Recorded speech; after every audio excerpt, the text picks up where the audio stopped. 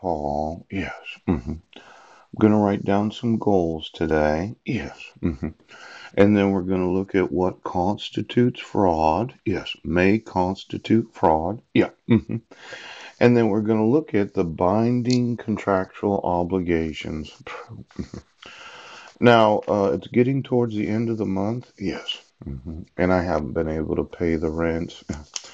Now, as much as somebody wanted to remind me that if I don't have a bed to sleep on, yeah, I'm going to have to sleep in the homeless shelter. And I slept in the homeless shelter for the last 6 years. Oh, but there's a binding contractual obligation to make sure that when I fill out the necessary documentation, yes, to get rental assistance because I'm homeless, yes, that the landlord gets paid because she has the binding contractual obligation to be paid the rent at the beginning of the month and not the end of the month. Oh.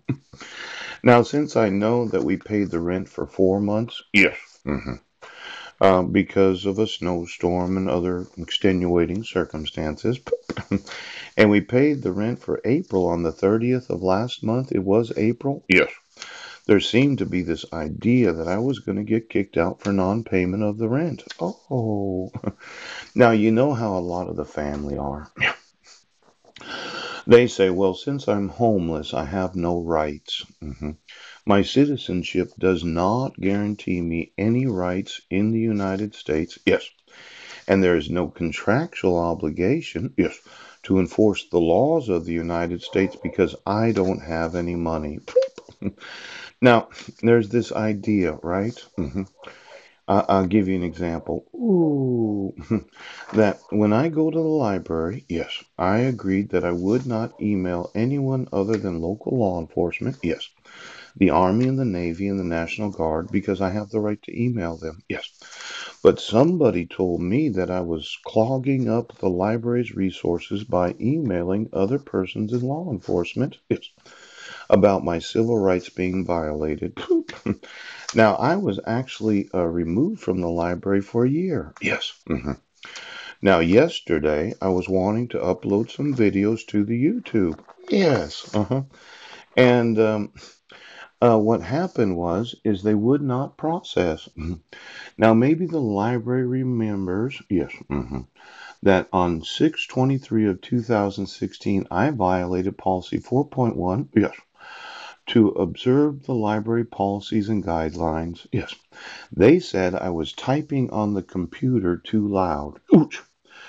Creating a disruptive, loud noise because of the size of my hands. Yes.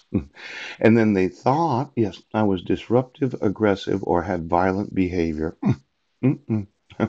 Now, I was ejected from the library for 1 month. Oh, please note that law enforcement may be called to support this ban. Yes, the threat of law enforcement arresting me. Now, I was welcome to return on July 23rd of 2016. Yes. And I did return, yes, but I had joined the senior center during that month, yes, so that I could use a computer to email law enforcement about my rights being violated. Oh, now it said, should you engage in disruptive behavior at that time, you'll be further banned, yes, from the library premises for an additional 12 months, yes. And this was issued in my name, Paul Budnick, yes, on 6/23 of 2016, yes. Now, my experience has been, yes, that if I were to complain about the YouTube right now, they'd say, oh, I'm so sorry, Mr. Homeless Man. Yes, we do not have to guarantee that the library's computers allow you to upload your videos. See, somebody thinks that they own the actual resources of the library. Yes. Now, my thought was, you are intentionally obstructing me from my lawful use, yes, of the library's computers. And the library has a contractual obligation to not impair any person's use of the library's resources. Now, their thought is, well, he can't prove anything. Yes. See, I go to the study room and I'm very quiet. Yes. Then I don't really talk to anybody in the library. And I email the same email addresses every day because I know the library has to allow me to email. Yes. And since I email local law enforcement, yes, he does. The Army Criminal Investigative Division. Yes. A friend of mine that happens to be an attorney with a law firm. Yes. That I went to high school with, so that somebody could ask me, well, why do you email this law firm? And I said, well, I actually went to high school with her, and she's an attorney, and I thought she should know what I'm doing. Yes. In the event that I go to jail. Now, the library banned me from the use of the library, and then I personally did speak to an employee of the library. Yes. And I said, well, can I email one at a time? Yes. And they said, no, it's the same effect. Yes.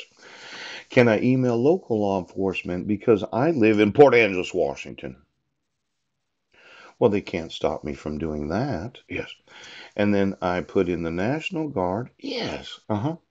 And then I put in the Criminal Investigative Division of the United States Army.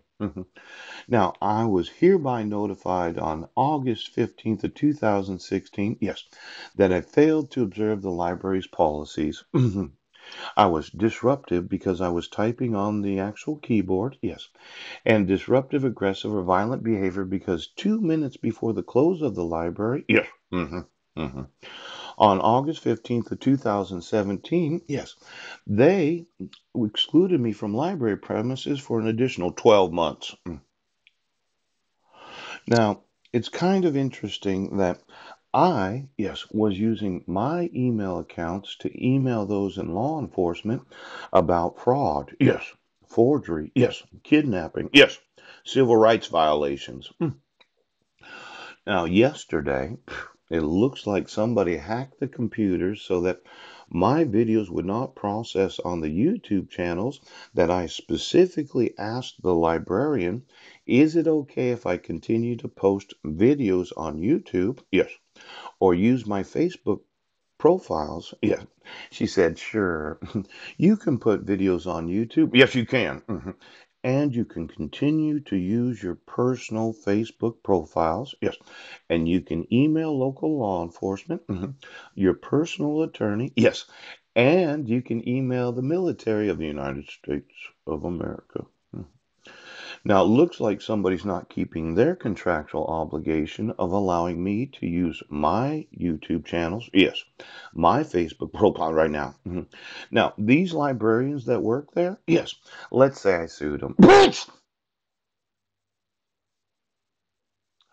I could sue them for multiple contractual obligations that they're violating, yes, by not making sure that every computer in the library allows for me to use my YouTube channels, yes, my Facebook profiles, because I was very specific in asking the librarian, well, what can I do? Now you're violating, yes, my right, yes, yes. See, I'm not viewing or printing illegal materials. No, no, no. I'm not unduly disrupting library use by others. No. Creation or emanation of any odor that can be detected. Yes. I actually do shower and shave once a week. Yes, he does. There's no sexual misconduct on my part. No. I'm not sleeping in the library. No. I'm not camping on the library property. No. I'm not drinking, using marijuana, or any other control.